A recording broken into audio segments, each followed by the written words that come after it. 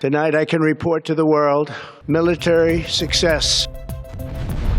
في عالم كل قرار فيه بيحرك اقتصاد، كل تصريح بيشعل حروب.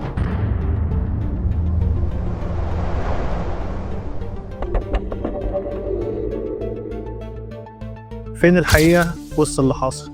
وليه بيحصل؟ ويا ترى احنا رايحين على فين؟